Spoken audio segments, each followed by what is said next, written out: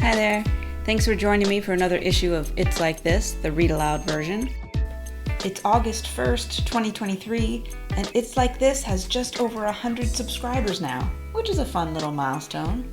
So for issue number 35, I'm sharing the first full piece I ever wrote about my son over 12 years ago now.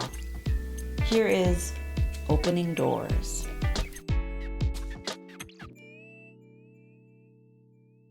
Standing on my back patio, I watch my 5-year-old son through the sliding glass door.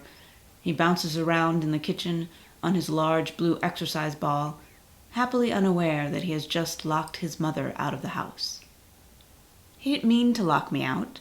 I stepped out, just for a moment, to throw something away, and left the door open. After I went around the corner of the house to the garbage bins, my son simply returned the door to its normal state, closed with the latch pointed down. That's how the handle always looks from the inside. Like many other autistic people, my child exhibits a keen awareness of his surroundings and tends to fix things that he deems out of place. Lights on that should be off, books rearranged on shelves, doors that must be closed, and latches returned to their down and locked positions. "Unlock the door, hun," I say, shaking the handle. He rolls his ball over to the door and presses his palms against the glass. He grins at me and sits back down on his ball. I instruct him, "Pull up," and mime lifting the latch. He slides off the ball and copies my hand motions in the air, his fingers hovering inches from the handle. "Open door," I demand, failing in my attempt to keep the growing worry out of my voice. My son laughs and repeats, "Open door," but he does not understand. It all comes down to this. All the hours of behavioral and speech therapy, doctor's appointments, IEP meetings, and filing cabinets full of data sheets and treatment goals.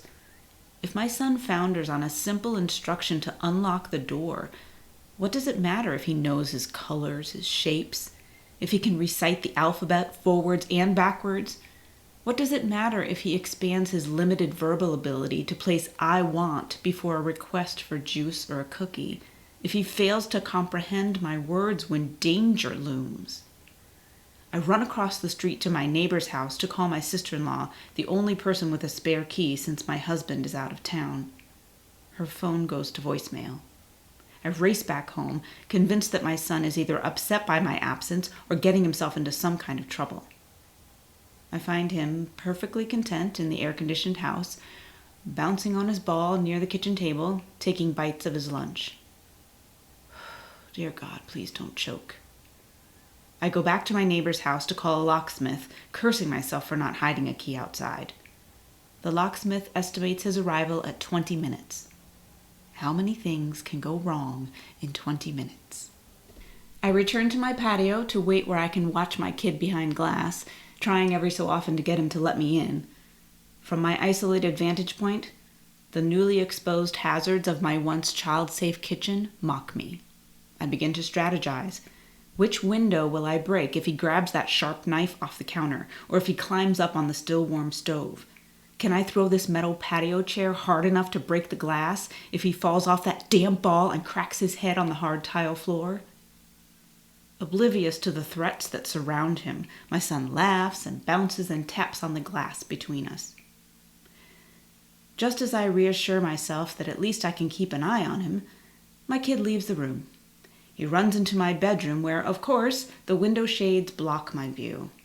I can't see him, but I can hear him jumping on the bed, a favorite pastime I instantly redefine as reckless. He yells, "Jump out of bed!" one of the rare times he calls for me to play. I stand helpless to respond. Then it happens. My son reappears, running into the kitchen and over to me at the door. He pulls on the handle, notices the latch, and without hesitation, flips it up and slides the door open. I am stunned by the speed at which my dilemma evaporates. My kid, in turn, looks bewildered by his mother's enthusiastic and borderline hysterical response. I cry and hug and sigh, and he just smiles as if to say, "It's about time, Mom. What were you doing outside for so long?" It is not always about ability.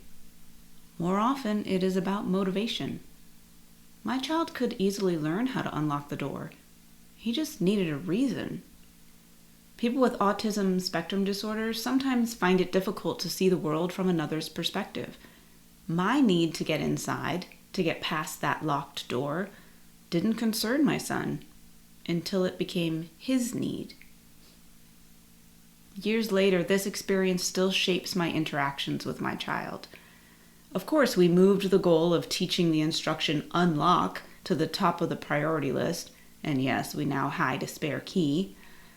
But the most important thing I can do is to give my son ample reason and motivation to use and strengthen his abilities, to discover what will entice him to open the doors that stand between us, waiting to be unlocked.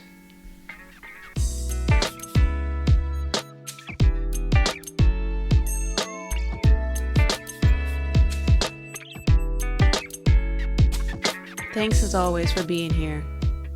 This is Robin Lavoie, and life around here, it's like this.